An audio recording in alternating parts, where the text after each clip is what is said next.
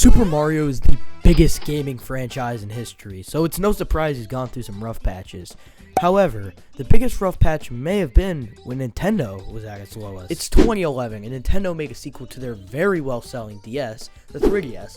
However, the 3DS is gimmicky and expensive, so nobody buys it. They then proceed to drop a sequel to their home console, the Wii, the sequel being the Wii U. That sells bad. So, Nintendo was going through a rough patch, and from 2011 to 2012, let's get some Mario on the shelves. 3 games were released in this time period, and some are consistently regarded as the worst. But are they truly bad, or are they just a product of their time? Let's find out today.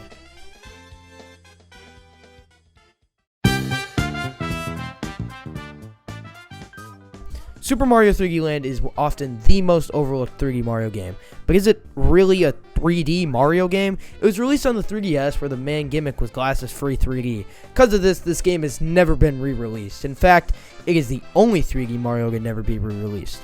This is because the game heavily relies so much on this gimmick. I'll be the first person to admit my depth perception is not great, so when I played this game without the 3D filter for recording purposes, I was dying on what should be fairly simple levels because I couldn't tell where I was going. The game heavily relies on the glasses-free 3D, which makes it tough to play without it. If it was between getting the optimal Mario experience or save my eyes from hurting, I'm probably going to save my eyes. Unfortunately, the game probably shouldn't be so reliant on this gimmick, and that's why it's overlooked. But there's another reason. It's in the shadows from its sequel, Super Mario 3D World. My literal only complaint with 3D World is that there isn't more.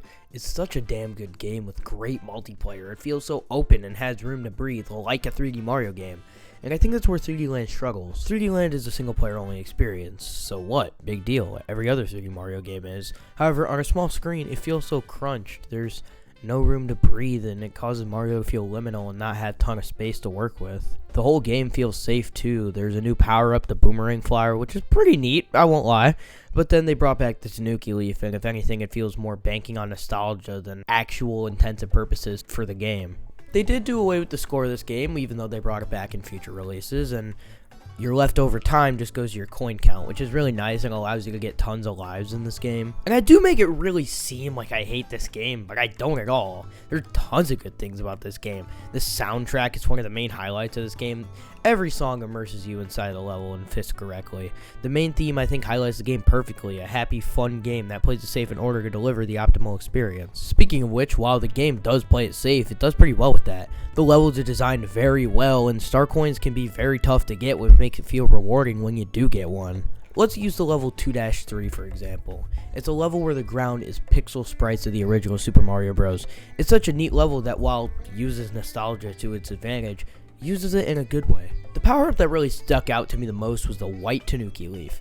If you lose your life 5 times in one level, you get the white Tanuki Leaf, where you can kill everything in your path, float past everything, and basically get a free win. And while I like to say I'm better than using that power-up, I'm not.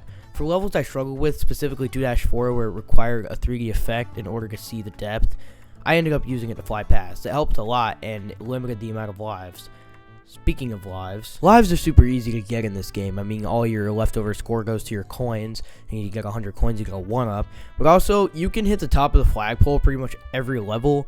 It only, like, later on starts getting a little tougher, and even then, every other level still allows you to touch the flagpole. The bosses in this game are really easy. For the first boss, it's a callback to the first Mario game, which makes the boss not only easy, but really unfun.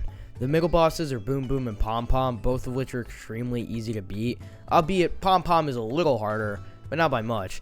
The final boss in this game is pretty generic, where instead of attacking Bowser head-on, you run from him in a normal level. After you beat the game, it also has special worlds where you can unlock Luigi after beating the first world. The special worlds are okay, but most of the levels are just re-tinkered older levels with new ideas added to them, instead of being completely separate things, which is fine. Super Mario 3D Land is not a bad game by any standards, but in some aspects, Super Mario 64 DS was more impressive. The game is great functionality, works great on the 3DS, and is an impressive designed single-player game. However, the game is lackluster and lacks some of the overall charm of a true 3D Mario game. It unfortunately doesn't help that the sequel is so good, which leaves this game in irrelevance.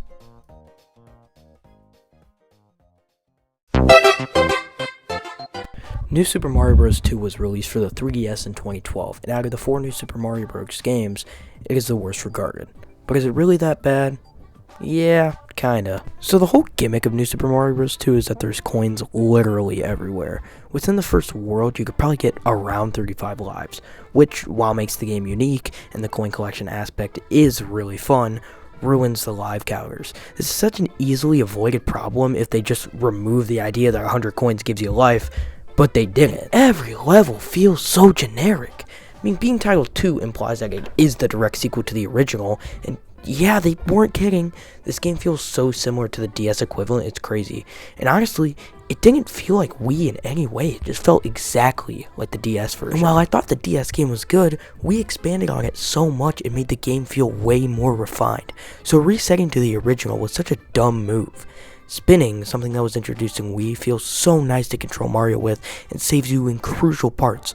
Here though, it's completely removed from his moveset, which is so dumb in my opinion. Luckily, I will give it this. The game doesn't use the 3D effect as much as 3D Land does. This game can be completely played off a 2DS with no problem, which elevates the game because instead of focusing on a gimmick, they focus on good level design. The levels in this game are very fun. They're very well designed for the most part. But then we get to secret exits where some of them are literal repeats of the first game, and I think that's my main problem with this game. The bosses in this game are the Koopalings, and while it felt special in the Wii version, it feels unoriginal and bland in this version.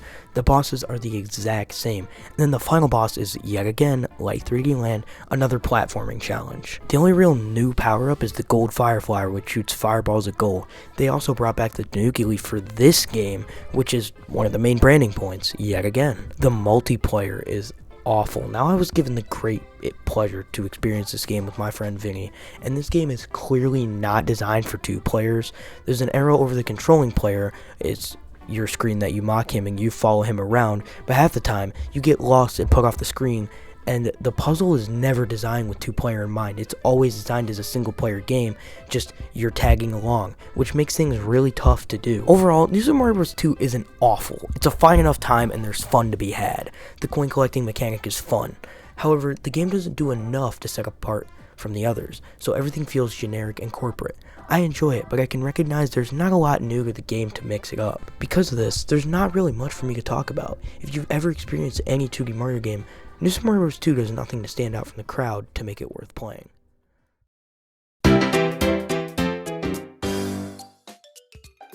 New Super Mario Bros. U is the 4th and final installment in the New Super Mario Bros. Series.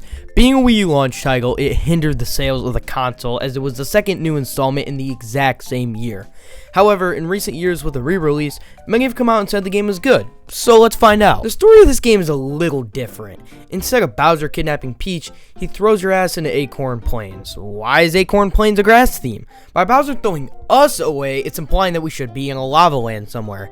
And I get why they didn't do it from a casual standpoint because grasslands are familiar.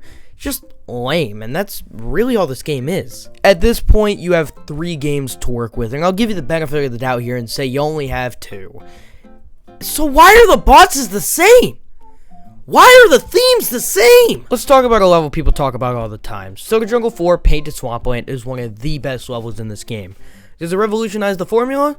No, but it's unique and makes for a fun level. The core gameplay of this game is good. The multiplayer is functional, but to me, everything in this game is so forgettable. If this game maybe had 3 more levels like Painted Swampland, I might remember it. But because of this, it doesn't stand out. It is so bad that some people cannot even tell the difference between this game and New Super Mario Bros. Wii at times. Which is really sad, because this game has damn good level design. It's clear that this game had good ideas, but that's all it really had. The execution, for the most part, is lackluster. For the game's new gimmick, it's gotta be the Acorn Suit. And the Acorn Suit is pretty much just a worse Tanuki Leaf. I don't understand why they added it. Other than it being a promotional point, I actually would have preferred if they used the Tanuki Leaf. Following the tradition of being the 4th in the series, baby Yoshis are added to this game. Each different color gives you a different ability, and while I can't say they're useful, they're a neat addition to the game and shakes up the usual formula of a basic Yoshi. The overall world map is a nice touch too. While the change from desert to ice is jarring, it is cool to have one big map. The bosses are yet again the Koopalings, the 3rd time around. And the mid-bosses are all boom boom, and here it actually just feels awful. The mentality of if it isn't broke, don't fix it is a perfect way to describe this game. New Super Mario Bros. U is the best new game. It has the most going for it, it looks the best, and improves on the core values. However, the game is complacent with being mediocre. instead of expanding on the formula. Hey you guys, thanks for watching this video. I'm going to be straight up with you guys. School is starting this week by the time I've released this video. And so I'm not entirely sure how my upload schedule is going to be. Like, obviously this video did not get out for like 2 whole weeks, which is really upsetting to me. I wanted to get this video out so much sooner, but it didn't. And so yeah, thanks to Vinny though for playing New Super Mario Bros. 2 with me and helping me experience some of that game for the first time. So appreciate it, guys. See you guys.